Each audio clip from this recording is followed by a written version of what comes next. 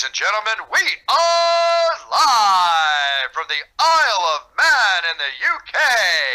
This is John and Mike's MMA Corner. Rebecca, I am thankful that you're joining me right now. You are fighting on the upcoming Shamrock FC card. Now, you are taking on a lady in Melissa Stringer. Now, Rebecca, can I ask, how do you feel so far you've stepped into the MMA scene? How do you feel your journey has went so far, if you're going to look at it right now? I feel very grateful that my journey in MMA and combat sports has gone really well with a minor speed bump.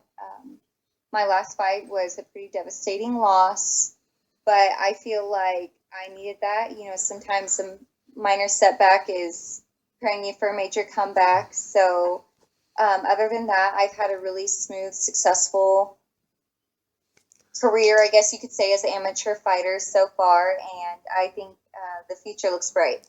Now, I was going to say, your fight against Christina Fulton, that was a crazy fight, let's say. You know, there was no going back. There was no reverse mode in your mindset in that bout. You certainly brought everything to the table on that one. And obviously, like you said, you had the hurdle. With that fight and then the fight after, has that maybe changed the way you're possibly thinking in your mindset of how to approach a fight and how to go into a fight? Obviously, last thing you want to be doing is going in if the person's a good counter striker. The best example I can think of is Holly Holm versus Ronda Rousey bout. I will use that time and time again where, you know, Ronda stepped in, charged in, and then you had Holly who was just waiting for that so she can counter away. Has that kind of stuck in your mind then for the next bout, well, this upcoming bout? Yeah, I mean, in the past, I will say that, you know, my fighting style is very mean, very aggressive. I'm very well conditioned, so I'm prepared to, you know, fight a very, very busy, very intense fight for 3-minute rounds.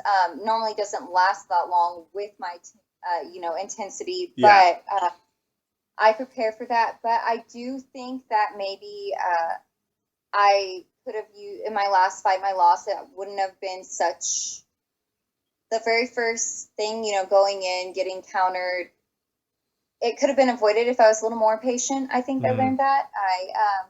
I've been working a few things just technically from like a sports standpoint, not so much mental, where I'm like going to be still able to keep my aggressive nature, but protect myself a little bit better in my attack. I was going to say, that you can still be very aggressive, but at the same time, it's picking those moments to throw that aggression in. It's waiting for sometimes you've got to create the opportunity, and creating the opportunity doesn't mean you have to be aggressive. Sometimes you have to be smart to create the opportunity to then apply that aggression. I imagine your coaches will see that you've got that aggression. They'll see that if there's a gap, if you smell blood, you're like a great white shark and you are going in for that kill. And that's beautiful that you've got that. That's something that you can't always get out of a fighter. Sometimes fighters just don't see that and they don't strike when, you know, the iron is hot. And you yourself, though, you've got that in you. You know, you've got that killer kind of instinct. They now just need to nurture that technical ability of when to apply it and when to get that in. For yourself, though, controlling it is big key. You know, controlling that aggression, controlling that. How are you working on that then in training? Well, I've done a lot of sparring where we've just gone a lot like slower, lighter, less powerful. My coaches know that, like you said, that great white shark, I have that switch that as soon as that bell rings, I want to kill that person, you know. So I had to take it back a few steps and really just like slow down, do light technical sparring, working on, like you said, the openings, the patience, being smart. I know I can land any combination I want to land, but landing it at the right time instead of just over and over and over again until they give up can be a little bit more effective. Yeah. I've just been drilling and drilling and drilling. I've spent 6 months off training every single day. I was going to say, drilling is probably the only way it's going to work. You know, as much as you spar, sometimes, like you say, it's toning it right down.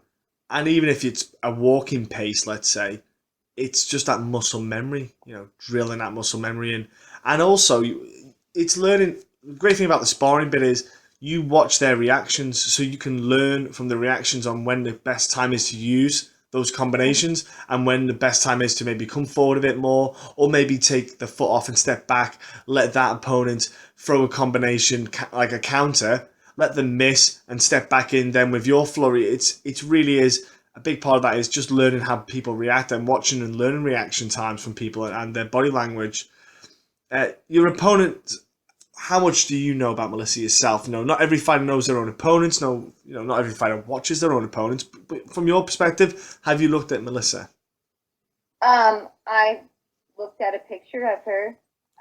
Okay. I mean, that tells me a lot when you look at a picture. Yeah, I like, think she's got good head kicks. I've seen her photograph on the Shamrock website. Of course, I don't know too much about her. I never worry too much about my opponents. If they're very well known for a certain thing, then maybe I will pay a little bit more attention to that. Like if I know they're a tremendous wrestler, I may spend a little bit more time focusing on that. But I know that everybody has secret weapons. Everybody in MMA, the majority of people in MMA are not one-dimensional. So to train like I'm fighting like a certain fight or a certain type of fighter would be really limiting myself. I'm preparing for everything. I don't know that much about her. I think she's a little bit bigger and stronger of a girl, but I think that comes with its downfalls also. I'll probably be faster and quicker. I don't worry too much about who I'm fighting. The reason I'm so aggressive is because I dehumanize that person. Yeah. I just sit there and I try and hurt them as much as possible, not really worrying about who they are. I feel like the more you get to know someone, the more you're like, oh, well, this girl has a family. I'm going to have to send her broken face back to. It's only a bruise. Right. Well, look, okay. You've got that mindset, and you apply your own game plan. You don't care about theirs. You apply your game plan, and you will implement that in an aggressive manner, and that is a beautiful thing. Now, the great thing is you are learning your craft and learning your trade because you're with the amateur scene. That's what's great about that. You can trial, error, just keep plugging away, trying different things, and that's it's. I see amateur MMA like college football where when it's fourth down and they take the risky plays and they do the risky things, where in the NFL they play a bit more safe because in the amateur you can mess around a bit and take a bit more risks because it's amateur. And the good thing is with amateurs, losing is a good thing in amateur because it helps you spot those big gaps maybe that you didn't even really think about that often. What's your goal with the amateur scene? Are you looking to stick around for that for a while? Get like maybe 10 fights under your belt if you can, and then maybe think about stepping up to that pro ranks. What's your kind of future goals with this whole thing? Well, I do believe there are a few more things I need to put together before I go professional. As an amateur, I have kind of developed a new training or a new style somewhat since my last loss. Like you said, a learning thing. I thought I had a great chin. I thought no one could hurt me. I got hurt my last fight. I've been training differently. I'd like to apply my new style to a few more fights. Yeah. Be successful, get a good win streak. And then I think before the end of 2017, I could see myself going professional in MMA. But it would be, probably closer to the very end of the year. Yeah. And would you be then going in as bantamweight? Is bantamweight what kind of weight class would you be thinking as a pro? Because sometimes amateurs maybe don't cut down that much because it's not a necessity. Would bantamweight be your goal? Would that be your class, that weight class for you? I'm not sure. As of right now, everyone's main goal, well, not everyone's, but the majority of fighters' main goal get into the UFC right now. That kind of limits what weight classes are available as a woman. I would love to try also as an amateur going down to 125 pounds because I am pretty small for a bantamweight. I'm walking around at 140 right now. That's small, yeah. Yeah, so I bounce around between 140 and 145 for the majority of my camp. So I am on a smaller side for bantamweight, but I haven't made that big cut yet, like a professional. Yeah. I do have really great team ready to help me with that when I'm ready, nutritionists and everything. But for now, I'll be bantamweight. But as a pro, I definitely wouldn't be opposed to, and also as an amateur, doing 125 once I could see that my body could go there. Yeah. Healthy. Yeah, I was going to say, as long as you do it in a healthy manner and you're not killing yourself to make the weight, you can still make the performance you would do. That's a big thing. Well, look, I know the UFC don't have a 125 weight class, but I think everyone has got the right mindset in knowing that it's going to come about at some point. Because logically, it's got to happen. Because if they've got the two on the other side, one on either side, you would think they do 120. Because there's some girls there that are 125ers, and they're either killing themselves to make the 115, or they're not. They're bloated out at 135. It's one or the other. And there's a couple of girls who probably would ideally like to bounce up between the weight classes. I think it makes for a good idea anyway, myself. Yeah, me and my coaches have discussed the exact same thing. We think adding the 125 women's weight class to the UFC roster would just make the most sense next. There's a lot of really competitive female athletes at that weight class. And like you said, there's a lot of 125 females right now competing at 115 or 135 just because it's not an option for them. Yeah, exactly. And that's the thing.